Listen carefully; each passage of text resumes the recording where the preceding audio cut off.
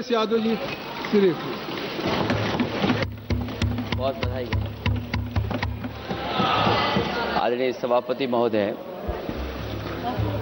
मैं आपका धन्यवाद देता हूं कि इस ऐतिहासिक चर्चा जो 150वीं वर्ष में हो रही है उसमें मुझे बोलने का मौका मिल रहा है।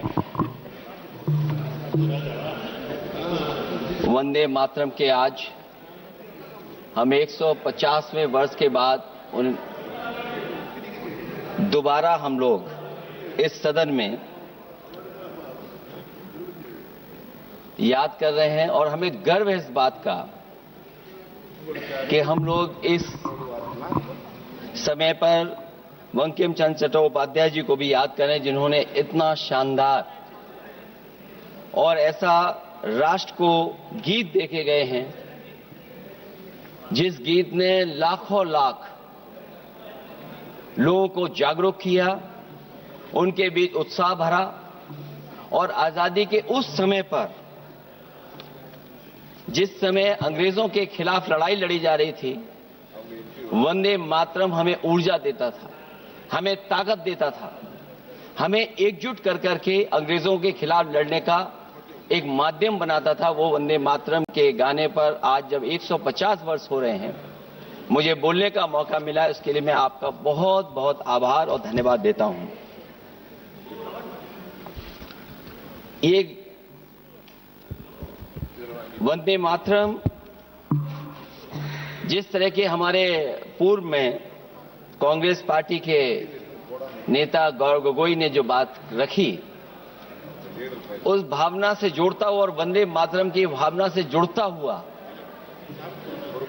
जिस समय कलकत्ता के कांग्रेस के अधिवेशन में रविन्द्रनाथ टैगोर जी ने गाना गाया, गीत गाया, उसके बाद लोकप्रियता इसकी आम लोगों के बीच पहुंच गई। और जब कभी भी लोगों को अंग्रेजों के खिलाफ लड़ना होता था तो यही वंदे मातरम का नारा देकर के लोगों को जोड़ने का काम करते थे। हमारा कोई भी आंदोलन रहा हो, स्वदेशी आंदोलन रहा हो, उसमें भी हम लोग इसी नारे के साथ चले। वंदे मातरम को लेकर के हम लोग इतना देश को एकजुट कर दिए कि अंग्रेज घबराने लगे। और जब अंग्रेज घबराने लगे तो जहां कहीं भी वो देखते थे कि ये नारा लग रहा है, वहां पर देशद्रोही का कानून लगाकर लोगों को जेल भेज देते। ये भी इतिहास है कि जिस समय बंगाल में बच्चों ने गाना गाया, इस गीत को अपने क्लासरूम में गाया, उस समय भी अंग्रेजों ने उनके खिलाफ मुकदमा लगाकर उन्हें जेल भेजने का काम किया। ये वंदे मातरम अंग्रेजों ने बैन भी कर दिया। 1905 से लेकर के 1908 तक बैन कर दिया गया और बैन के बाद भी लोग माने नहीं, हमारे क्रांतिकारी लोग माने नहीं और वंदे मातरम को हमेशा उन्होंने अपने दिल और दिमाग में रखा और जनता के बीच में इस आंदोलन को आगे बढ़ाते रहे। सभापति महोदय, जो हमारे सत्ता पक्ष के लोग हैं वो हर चीज को ओन करना चाहते हैं। ये 150वें वर्ष में जो हम वंदे मातरम याद कर रहे हैं, बंकिम चंद्र चट्टोपाध्याय जी को हम याद कर रहे हैं कि उन्होंने इतना महान गीत हमें दिया है। सत्ता पक्ष के लोग समय समय पर हमें देखने को मिलता है कि जो महापुरुष उनके नहीं हैं या जो चीज उनकी अच्छी नहीं है उनको वो ओन करना चाहते हैं। 150वें वर्ष वंदे मातरम, मैं अभी वो बात कहूंगा और मैं बात कहूंगा और हमारे मंत्री जी उसका जवाब देना। सभापति महोदय, क्योंकि ये बात ओन करने की आ रही है, अपनाने की बात आ रही, तो मैं सभापति महोदय मैं अपने सत्ता पक्ष के लोगों को याद दिलाना चाहता हूं।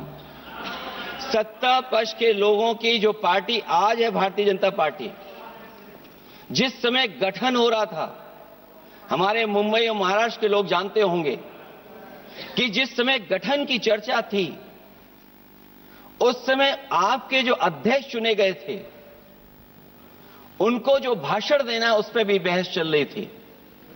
और बहस इस बात की थी कि भारतीय जनता पार्टी सेकुलर रास्ते पे जाएगी, सोशलिस्ट रास्ते पे जाएगी कि नहीं जाएगी। तमाम विरोध के बाद भी उस समय के उनके राष्ट्रीय अध्यक्ष जो चुने गए थे, उन्होंने वही रास्ता अपनाया अपने भाषण में। समाजवादी आंदोलन, समाजवादी विचारधारा और सेकुलर रास्ता अपनाया। और वही नहीं, जो उनका मंच था उसमें जयप्रकाश जी की तस्वीर लगा करके भी उन्होंने लोगों को ये भ्रम फैलाने की कोशिश की कि जेपी के रास्ते पर भारतीय जनता पार्टी चलेगी। बताएं माननीय मंत्री जी, आप कितने सेकुलर हैं आज, कितने सोशलिस्ट हैं आज?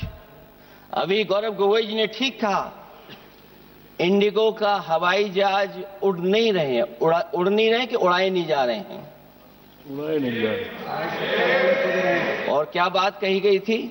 हवाई कि गरीब भी उसमें चल सकेगा। इसलिए सभापति महोदय, मैं बात दूसरी तरफ नहीं ले जाना चाहता हूं। वंदे मातरम सिर्फ गाने के लिए नहीं है, निभाने के लिए भी होना चाहिए। सभापति महोदय, आज हम आकलन करें, पीछे मुड़ करके देखें कि हम इस वंदे मातरम को कितना निभा रहे हैं। जिस वंदे मातरम ने आजादी के आंदोलन में सबको जोड़ा, आज के दरारवादी लोग उसी से देश को तोड़ना चाहते हैं। ऐसे लोगों ने, सभापति महोदय, ऐसे लोगों ने पहले भी देश के साथ दगा किया और आज भी कर रहे हैं। ये चर्चा तो जोड़ने का काम करेगी ना अखिलेश जी, क्योंकि आज वंदे मातरम की चर्चा वही मैं कह रहा हूं, वंदे मातरम में जोड़ने का ही काम करेगी।